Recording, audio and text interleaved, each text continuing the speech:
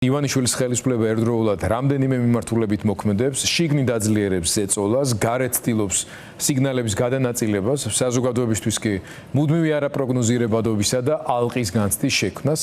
ასეთ ვითარებაში მხოლოდ ხელისუფლების ნაბიჯების აღწერა საკმარისი არ არის.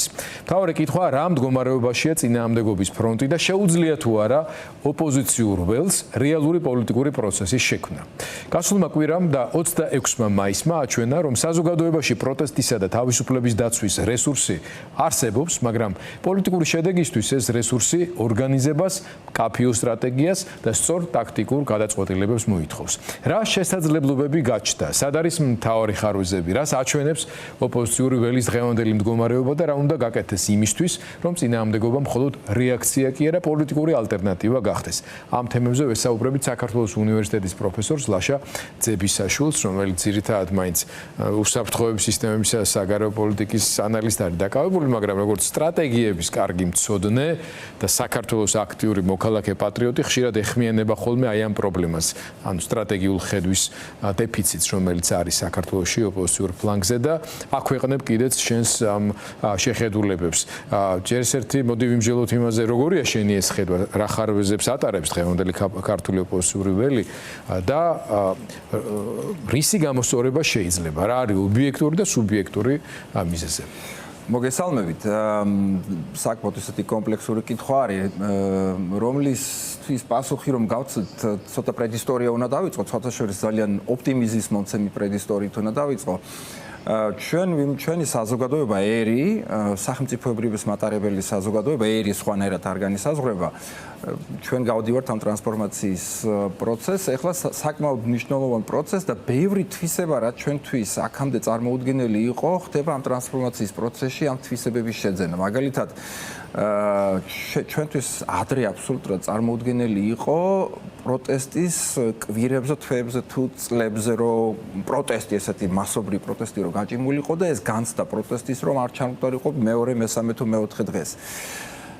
რაღაცა სასწაულებრივად ჩვენ აღმოვაჩინეთ, რომ ამ ერში, რომელსაც უყვარს სიმღერა, თამაში, ცეკვა და ასე შემდეგ, მაგრამ რომელიც არასოდეს არ იყო ასე თქვათ, არ გამოირჩეოდა სიჯიუტით პროტესტის და წინააღმდეგობის, აღმოჩნდა, რომ ეს განცდა არსებობს, ეს განცდა არსად არ მიდის და ერმა ისწავლა ამ წინააღმდეგობის გამოხატვის უნარი და სურვილი, შეინარჩუნეს, რაც ძალიან დიდი მიღწევა, იმიტომ რომ საერთო ჯამში არაფიზიკური განზომილებაა წინააღმდეგობის, მორალური განზომილება იქნება ფსიქოლოგიური განზომილება, ძალიან მნიშვნელოვანი ზოგადად ფუნდამენტი არის უკვე შემდგომი ნაბიჯის, რომლის წინაშე ჩვენ ახლა ვდგევართ, ეს არის ორგანიზაციული ნაბიჯი. ანუ ერთი ჩვენ გვაქვს მორალურ-ფსიქოლოგიური კომპონენტი, რომელიც ამ თვეების და წელიწად ნახევრის განმავლობაში თითქმის 2 წელია უკვე პრაქტიკულად და განმტკიცდა, ახლა დგება მეორე ეტაპი, ეს არის ორგანიზაციული, რაც რა თქმა უნდა ძალიან მნიშვნელოვანი არის. ოღონდ ამ ეტაპის დასრულების გარეშე ბუნებრივია ჩვენ ვერ მივალთ იმ შედეგამდე, რა შედეგიც გვინდა, ანუ ეს არის ნამდვილად დემოკრატიული სახელმწიფოს და ინსტიტუტების მქონე სახელმწიფოს მშენებლობა. ეხლა ორგანიზაციულ პრობლემას რომ ჩვენ შევეხოთ და აღწეროთ, სად არის ის ძირითადი პრობლემები, ჩვენ უნდა გვესმოდეს და უნდა გარკვეულწილად ის ძლიერი მხარეები უნდა გამოვყოთ, რაც მეორე მხარეს, ანუ ავტორიტარიზმის მატარებელ ძალას გააჩნია და აქ ჩვენ რეალისტები უნდა ვიყოთ, ძლიერი მხარეები უნდა შევაქოთ, იმიტომ რომ საღი გააზრება სიტუაციის იმას მოითხოვს, რომ მართლა დააფასო ძლიერი მხარეები, იქ მხარეს რა არის და შენთან სუსტი მხარეები რა არის. როგორც შეიძლება არ შეაქო, მაგრამ აღიაროთ დაინახო ამას გულის ამ შემთხვევაში, იმიტომ რომ მე მახსოვს ძალიან კარგად ესეთი ხელაღებული შეფასებები, რომ სისტემა ჩამოშლილია, სისტემა არ შეებერვა უნდა და არაფერი აღარ დარჩა შიგნიდან ირყევა და ასე ესე არ არის. ავტორიტარულ მმართველობასაც სხვათა შორის თუ შეხედავთ ოპოზიციურ ფლანგზე ეს ძირითადი ტერმინები, რაც ბატონობს, სახელმწიფოს მიტაცების ფენომენი.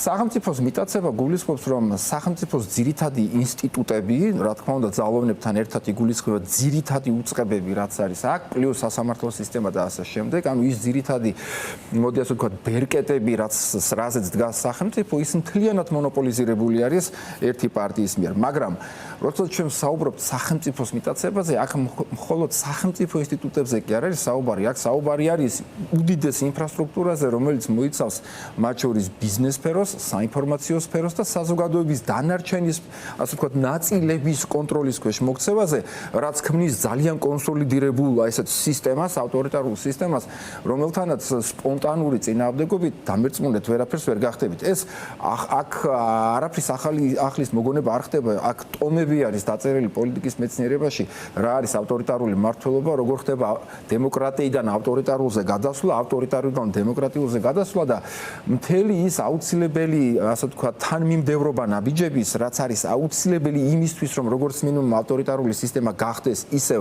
ნახევრად დემოკრატიული, ფუნდამენტურ რაღაცებს მოითხოვს ოპოზიციური ფლანგისთვის, რაც სხვათა შორის ბევრ ოპოზიციონერს არ უნდა ამის აღიარო, მაგრამ კიდევ ერთხელ დაადასტურა აღმოსავლეთ ევროპაში პოლონეთის და უნგრეთის მაგალითმა.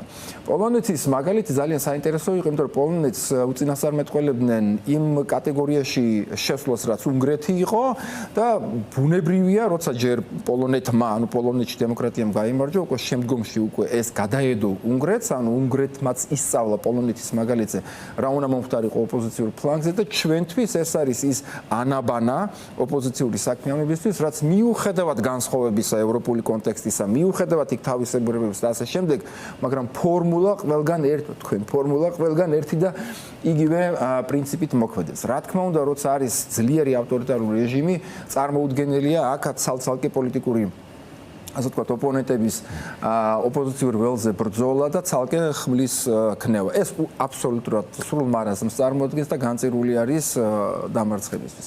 რა თქმა უნდა, საუბარი არის კონსოლიდირებულ ოპოზიციური ფრონტის შექმნაზე და თუ ამის არავის სურვილი არ აქვს, მაშინ ჩავთვალეთ, რომ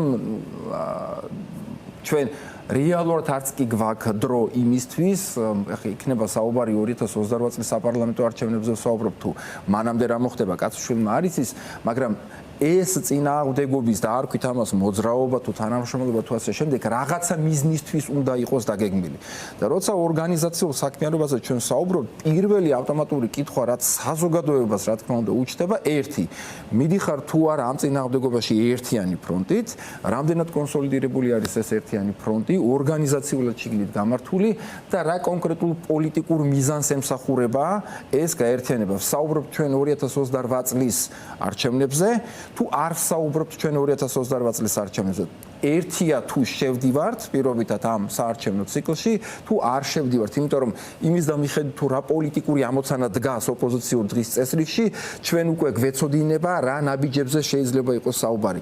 მაგრამ თუ ოპოზიციური ფლანგი არ არის გარკვეული, არც ფორმაზე, არც სტრუქტურაზე, არც მიზანია გააზრებული და შესაბამისად საზოგადოებას არც იმას ეუბნება რეალურად რა თანმიმდევრობა მოქმედებების აქვს მას თავში, იმისთვის რომ ამა თუ იმ კონკრეტულ მიზანს მიაღწიოს, ბუნებრივია ჩვენ წარმატებაზე საუბარი ამისთვის აბსოლუტურად არანაირი საფუძველი არ გვაქვს. ლაშე, მოდი ცოტა გავართულებ ახლა სიტუაციას.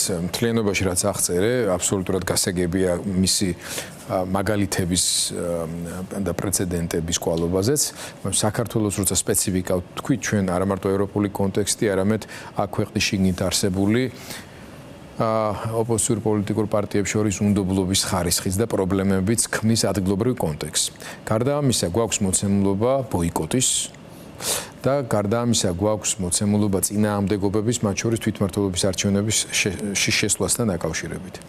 ახლა გვაქვს ის სიტუაცია, როდესაც ერთის მხრივ ალიანსში შემავალი პარტიები საარჩევნო გზას არ უარყოფენ, პირიქით ამბობენ, რომ უნდა შეიცვალოს ქვეყანაში ხელისუფლება არა, ასე ვთქვათ, რაღაცა ტიპის ძალისმიერი რევოლუციის, არამედ საარჩევნო რევოლუციის გზით. მაგრამ ამავე დროს მათ ჩამოასახელეს კონკრეტული პუნქტები, რომლის შესრულებაც წაუყენეს პირობად ადგილობრივ რეჟიმს მომავალი არჩევნებისთვის. აქ მეორე ნაწილი სვავს შემდეგ კითხვას, რომ თუ ეს პირობები არ შესრულდება, რა შეამაშინ ეს ალიანსი. დამაბნეველი კითხვა თავისთავად, იმიტომ რომ ამაზე ესე პირდაპირ პასუხის გაცემა ამ დაპირისპირების ფაზაში შეიძლება დამაზიანებელი იყოს ხელისუფლებაზე ზეწოლის მოსახდენი ბერკეტების გამოსაყენებლად, თუმცა საბოლოო ჯამში მაინც როგორც ჩანს უმეტესობა ხვდება იმას, რომ საარჩევნო მობილიზება გადაწყვეტს საბოლოო ჯამში ეს ქვეყანა რა მიმართულებით წავა, თუმცა მთავარი კითხვა რომ იმას არჩევნები დაერქმევა თუ არ დაერქმევა და სრული დომინაციისა და სრული ველზე ესე ვთქვათ რეპრესიული მობილიზების პირობებში შესვლას აზრი ექნება თუ არა, თუ პოლიტიკური ლიდერები დაჭერილები დარჩებიან, ფინანსურად სრულიად ხელფეხშეკრული დარჩება ოპოზიცია, მედია თითქმის ვერ იფუნქციონირებს და ბევრი სხვა მიზეზია, რაც ამ თამაშის დაწყებამდე მოგებულ მდგომარეობაში ამყოფებს, ხო, რეჟიმსა და ხელისუფლებას, ეს აბსოლუტურად ლეგიტიმური კითხვებია. ამაზე ახლა ჩვენ პასუხებს ვერ ვიპოვით ამ მომენტისთვის, ხო, ეს პოლიტიკური პროცესია და უნდა ყველას თავისი, ასე ვთქვათ, ტაქტიკა აქვს, მაგრამ ამ ტაქტიკაშიც ჩვენ ვხედავთ, რომ სტრატეგიულადაც არის სერიოზული პრობლემები და ეს გამოჩნდა ოპოზიციურ ფლანგზე თითქოს მოკავშირე ლიდერებს შორის ღრმა უნდობლობაში რბილად რომ თქვათ. და ამ მხრივ ბოლო ტალღარაც არის, ეს არის უკვე ნიკა მელიასა და მიხეილ სააკაშვილის შორის საჯარო სივრცეში. რთული ამას პოლემიკა უწოდო, რადგან განსაკუთრებით ნიკა მელიას მიერ ფორმირებულ ბრალდებებში ეს უბრალოდ თემებთან დაკავშირებული განსხვავებები არ არის. აქ ბრალდებები არის საკმაოდ სერიოზული, ჩამოთვლილი, ხო? მათ შორის ოცნებასთან თანამშრომლობის მიმართულებით ბრალდებებიც.